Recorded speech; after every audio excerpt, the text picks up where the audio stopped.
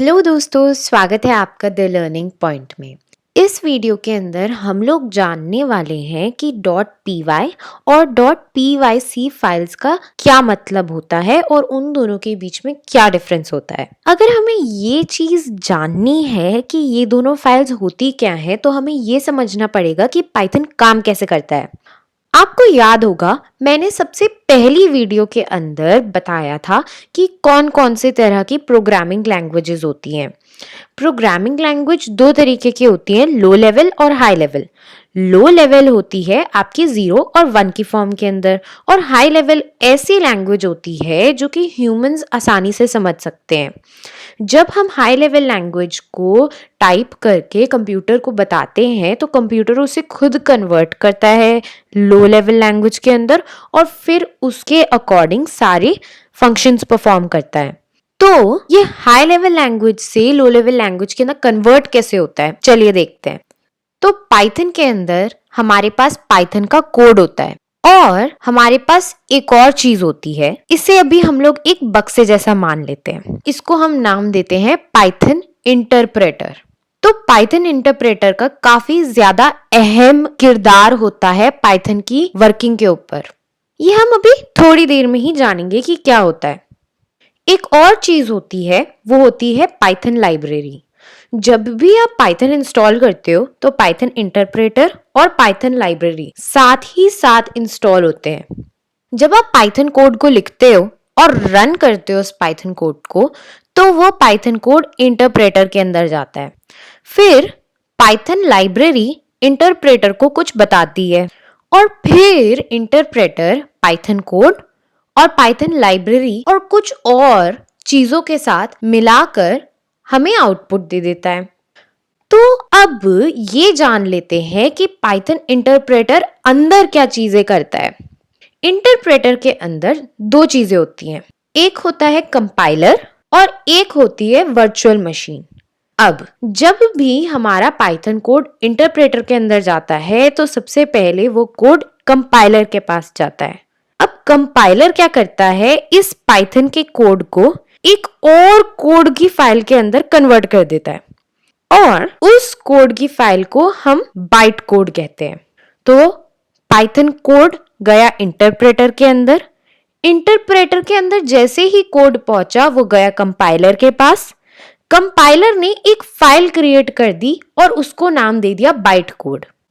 अब ये byte code humans के लिए अंडरस्टैंडेबल नहीं है, पर ये मशीन के लिए भी अभी भी अंडरस्टैंडेबल नहीं है। ये कहीं ना कहीं बीच का कोड होता है। तो अब कंप्यूटर इसे कैसे समझेगा? तब काम आती है वर्चुअल मशीन। वर्चुअल मशीन क्या करती है, पाइथन लाइब्रेरी की मदद से जो बाइट कोड होता है उसको मशीन लैंग्वेज के अंदर कन्वर्ट कर देती है, मतलब 0 और 1 के फॉर्म के अंदर। और तब कंप्यूटर समझ जाता है, और जब कंप्यूटर समझ जाता है कि उसे क्या कमांड मिला है, तब फिर वो हमें आउटपुट दे देता है।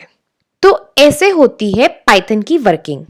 अब .py और .pyc फाइल्स का यहाँ पे क्या काम हुआ। जो ये पाइथन कोड है, ये हमारी .py फाइल होती है, जैसा कि हमने पिछली वीडियोस के अंदर भी देखा था।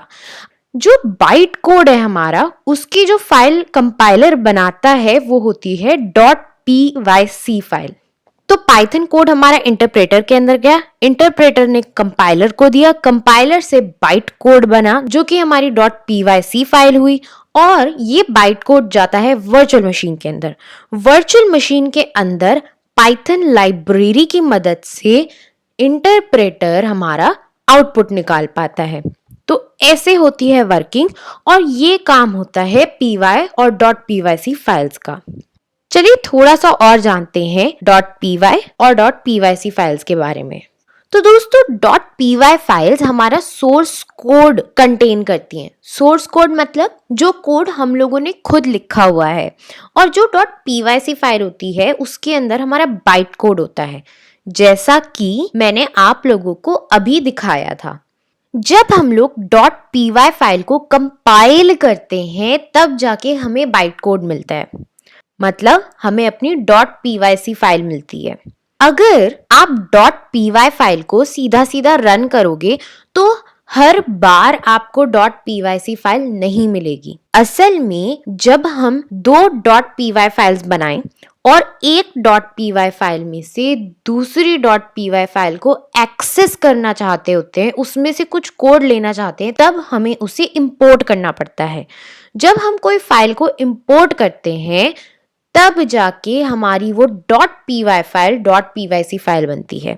ये हम इस ट्यूटोरियल के अंदर आगे देखेंगे कि कैसे हम दो पाइथन फाइल्स में से एक पाइथन फाइल का कोड दूसरी पाइथन फाइल के अंदर यूज कर सकते हैं इंपोर्ट की मदद से।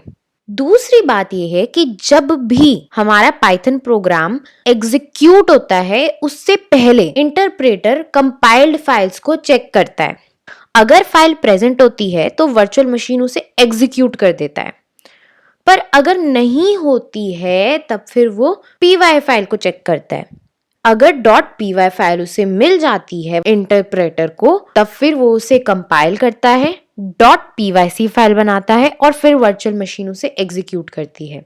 तो जब आप पहली बार अपने पाइथन प्रोग्राम को एग्जीक्यूट कराओगे तब फिर थोड़ा सा ज़्यादा टाइम लगेगा, क्योंकि इंटरप्रेटर चेक करता है और उसे फाइल नहीं मिलती है .pyc वाली। तब फिर वो पहले उसे कंपाइल करता है और फिर वर्चुअल मशीन उसे एग्जीक्यूट करती है। बट जब आप दूसरी, तीसरी, चौथी बार उसको रन करोगे तो इंटरप्रेटर को .pyc फाइल्स मिल जाएंगी, तो इसलिए वर्चुअल मशीन उसे डायरेक्टली एग्जीक्यूट कर देगी और टाइम कम लगेगा। तभी .pyc फाइल होने की मदद से आपका जो कंपाइलेशन टाइम है वो कम हो जाता है। तो दोस्तों, इस वीडियो के लिए बस इतना ही। अगली वीडियो के अंदर हम लोग जानेंगे कि डेटा क्या होता है और पाइथन के अंदर अलग अलग डेटा टाइप्स क्या होते हैं। Thank you so much for watching this video. Like, share and subscribe to the Learning Point. Take care and bye-bye.